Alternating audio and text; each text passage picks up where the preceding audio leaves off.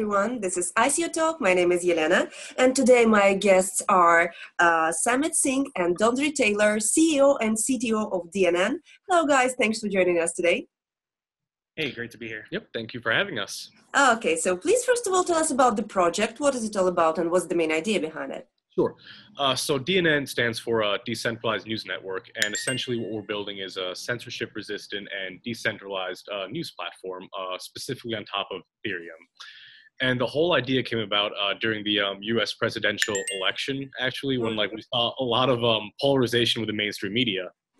And the fact is that polarization isn't new. Mainstream media has been, there have been issues for many years now, but it looked like, especially during the election, things got really, really bad when you had like Fox News and CNN kind of both pandering to their respective audiences. I remember CNN completely called the election wrong too, like literally right before, everything occurred. And, at the same time, you look at the U.S., trust levels have fallen to an all-time low. Historically speaking, it's at 32% in terms of the amount of people percentage of Americans who have a reasonable amount of faith in the mainstream media to accurately deliver the facts. Okay. So around this time, Dondra and I had gotten into crypto through mining. And we had just started to learn about Ethereum, I think, around that time. And we started thinking, okay, what could we build on top of Ethereum that could be, practical in terms of having a use case for everyone. And that's where the idea for DNN came about. We wanted to build something, a news distribution platform that didn't have any central authority dictating what got put out. It would be a platform that was owned by the participants. How exactly will it work? How exactly will blockchain work here? Yep. Yeah. So, the blockchain has a few properties that were very, interesting to us. One of them being it's immutable. So whatever's stored in the blockchain can't be changed. And really, any actions of, maybe a government or any nefarious person that wants to take down articles couldn't do that with the blockchain. I think when you look at what the blockchain is, it's really a database that isn't controlled, isn't owned by any one individual, which makes it like a really great fit for DNN. So just a little bit about how DNN works. So essentially, it's a news organization on the blockchain that isn't controlled by any single person or any organization. And the idea is that we are introducing these incentives incentives for readers, for reviewers, and writers to work together to put out more factual content. If you look at the atmosphere right now in media, in social media, there really is no incentive for people to seek out facts. It's really for them to put out sensationalistic content, clickbait articles, things that will get them essentially ad revenue. I think we're all attracted to content that confirms our own biases. So on DNN, we're adding these incentive layers that will get writers to put out articles that are more factual, reviewers to behave in a way where they're not just, approving articles that they like, but approving articles that have a sound factual foundation. And in addition, including the reader as well. If you look at the readers and, mainstream news now, our voice is just in the comment section. It's not heard in the article at all. So on DNN, we want to include the reader as well. And whom you consider to be your main competitors, guys, on this market? Is it only traditional media, or are there any blockchain projects doing the same thing as you? Yeah, I look more at blockchain projects. Civil being one of them. Civil's doing more of a, I guess you'd say, a marketplace for journalists, more like along the lines of local news. So there isn't anyone doing anything quite like us. There are a lot of similar projects in the space who are exploring journalism on the blockchain, but everyone seems to be taking their own different approach. So in a way, we're all indirectly competing, but it's really interesting because no one's doing the same thing. Right. But it's interesting that you bring up mainstream traditional media. So in a way, you could say they're competitors, but at the same time, we actually see opportunities to work with them too. Some of our advisors come from mainstream media, and there's this interesting, avenue down the line where we can, essentially, that review process of DNN, the mechanism that reviewers, look through an article and approve it for factual integrity. If that gets developed well enough that it really, really works well, during our beta testing period for DNN, it's something that could be really useful for mainstream organizations too. Imagine fact checking as a service.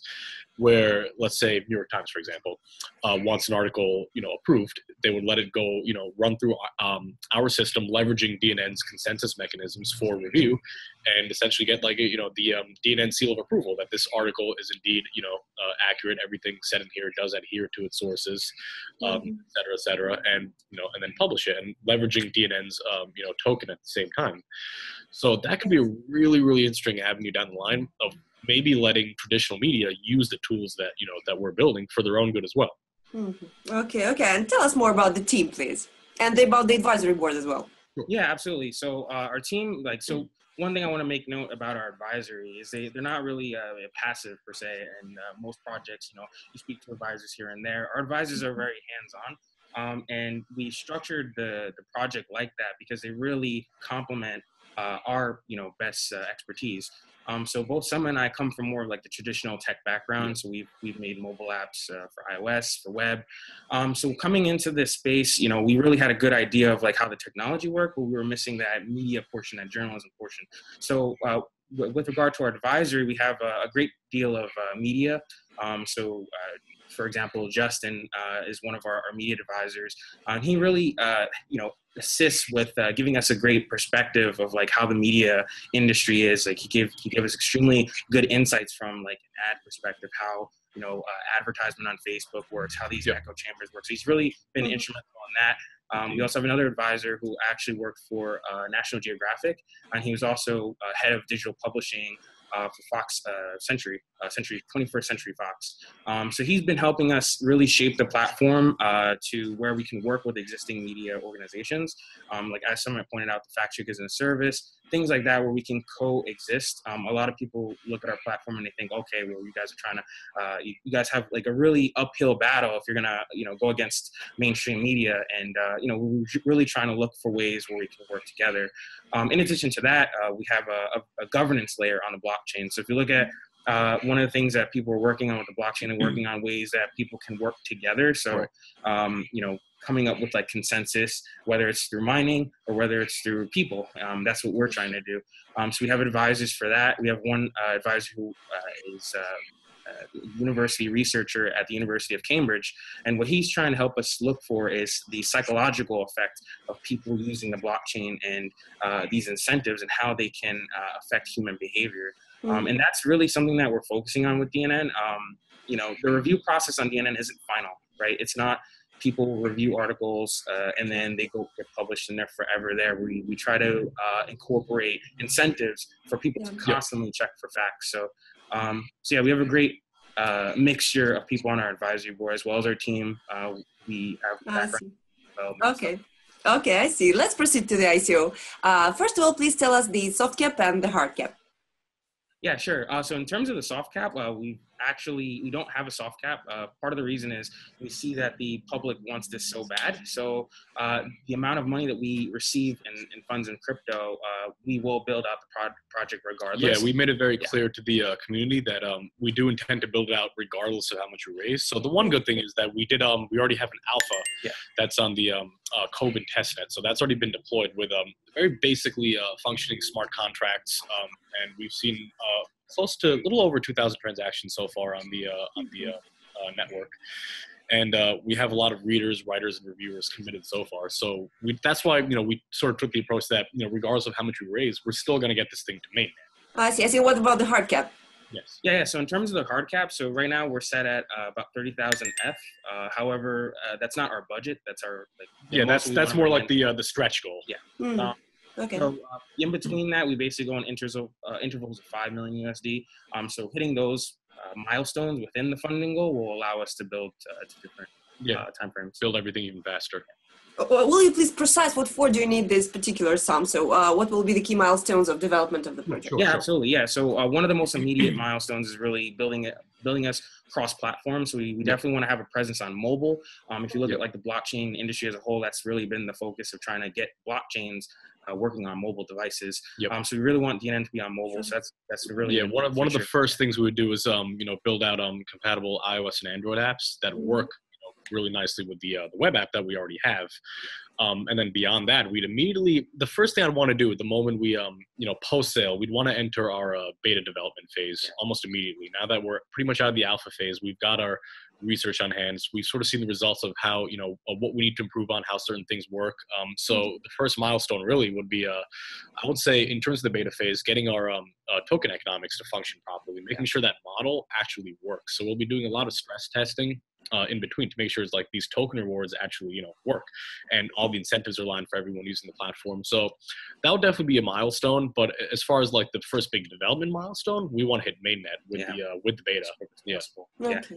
And just the last point, really, we're going to be making a focus on getting more journalists, more expert journalists on the platform. So we want to make it known to the public that we're not just trying to be a citizen journalism platform. We do acknowledge that their expertise in journalism and the way they craft articles and whatnot. So we definitely want to make a push for building more journalists on the platform. And, Great. Okay. And tell us more about the tokens. How will they be used on the platform? Yep. So the DNN token is, and we did this, I don't even know, it was like 6 months of nonstop research into the token economics. It was crazy. So it's very much a utility token. It's required to own before using the platform. So it's also very much the fuel that drives the platform. As a reader, you need the token to conduct certain actions on the blockchain, such as, tipping a writer or flagging an article for a secondary review if you find any inaccuracies. All those require use of the token. Reviewers, the same thing. They need to essentially pay some sort of security deposit with the tokens up front in order to have the right to bid on an article to review. Writers need to pay sort of fee for for reviewers to get their articles reviewed, and that fee essentially goes to the reviewer rewards. So the token, it's intertwined in every aspect of the platform, and without it, you can't necessarily use the platform to the fullest extent, aside from just reading articles. Yeah, and we just structured it in a way where, using the token, basically the whole goal of every user on the platform is to get as many of these tokens as possible. And in doing so, they're actually contributing to making content more factual and seeking facts, because basically by them seeking facts and doing it very effectively, they're rewarded by getting these tokens of actual value. Okay, I got it. Okay, and what do you guys personally think about the perspectives of the ICO market in the world in general? It's been crazy. I do think we are due for probably another market correction, where I do think a lot of the scammy ICOs will get weeded out. The problem right now is, and I think ICOs are hugely promising. It's been incredibly disruptive for the traditional venture capital model, and it's an incredibly effective way to raise money and have instant liquidity as well. But, the one issue is, at the same time, there isn't, I guess you can say, defined framework around how to properly conduct an ICO, which is why you see a lot of the scammy ones really thriving. You see a lot of products who don't have defined teams or products or really much of anything. So I don't necessarily see, ICOs in themselves being an issue, really more of the, the participants in the market that need to be, controlled more. Yeah, absolutely. Yeah, to just second what he said, I think, it definitely needs to be more of a defined framework for how ICOs work. I think also on the regulation side, it's very curious to see how different countries kind of pursue this ICO space. And I think there's no problem with the regulation, but I think that there just needs to be a very clear defined one so that we can what constitutes a utility token versus security, things like that. That's always a debate. Like, we're in the US, it's always a huge issue, and because everything is so ambiguous here, like, no one knows. Yeah. Never really talks about it, so yeah. Okay, I see. So to sum it up, guys, just our usual question, just in conclusion, very, very brief, why should I invest in DNN? I would just like to start by saying, you're going to be directly contributing to rethinking how journalism works, rethinking how the media works, and just building a platform that is on an even playing field to everyone. The thing about the media is not an even playing field. Those that basically control the media control a lot of aspects of society. So by you purchasing DNN tokens, contributing to the platform, you're not just enhancing our ability to build the platform, but you're making a difference in news and in media as well. Yeah, so I would say by contributing to DNN, you're basically playing a part in owning the news that's being distributed on the platform, which is something we never really see as far as news distribution is concerned. Okay, guys, and thank you so much for this interview and for being with us today. Thank you. Thanks for having us. Okay, and I remind you that today my guests were Samit Singh and Dondri Taylor, CEO and CTO of DNN. Subscribe to our YouTube channel and watch more interesting videos. Bye-bye.